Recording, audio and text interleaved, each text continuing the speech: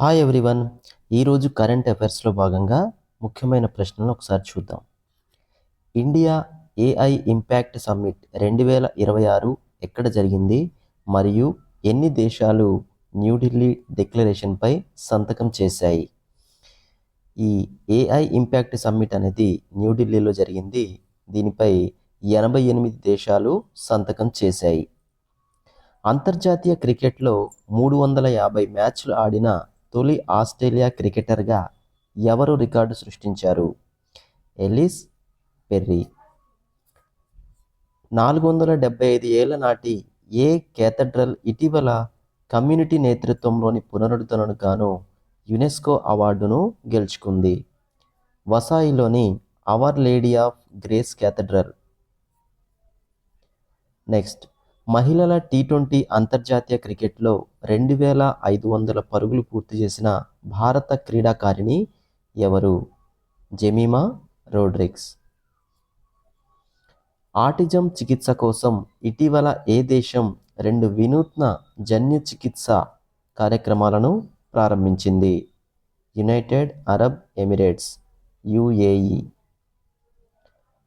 Azerbaijan అంతర్జాతీయ badminton 2026లో mixed doubles టైటిల్ను గెలుచుకున్న భారత జంట ఎవరు?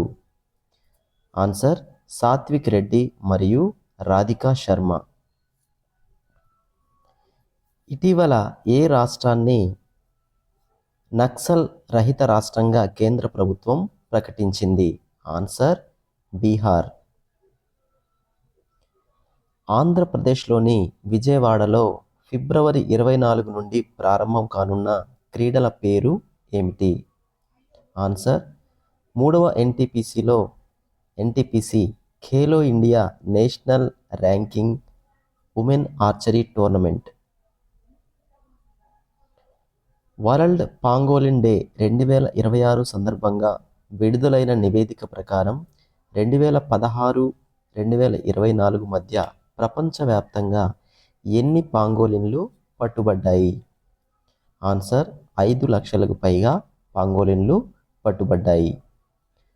ఇటీవల మరణించిన హాలీవుడ్ నటుడు ఎరిక్ డేన్ ఏ ప్రసిద్ధ సిరీస్లో డాక్టర్ మార్క్ స్లోన్ పాత్రకు ప్రసిద్ధి చెందారు?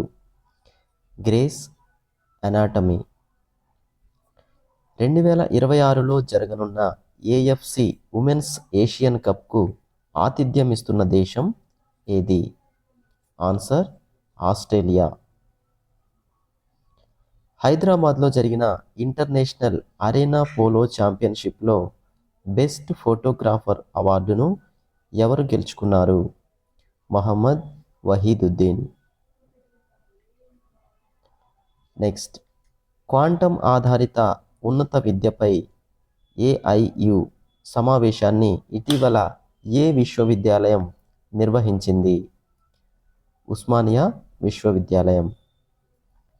లఖ్పతి దీదీ పథకం కింద 2029 నాటికి ఎంతమంది మహిళలను సంవత్సరానికి ₹1,00,000 సంపాదించేలా చేయాలని కేంద్రం లక్ష్యంగా పెట్టుకుంది? 6 కోట్ల మంది మహిళలు. Thanks for watching. Daily current affairs వీడియోల కోసం మన ఛానల్ను సబ్స్క్రైబ్ చేసుకోండి. Thank you.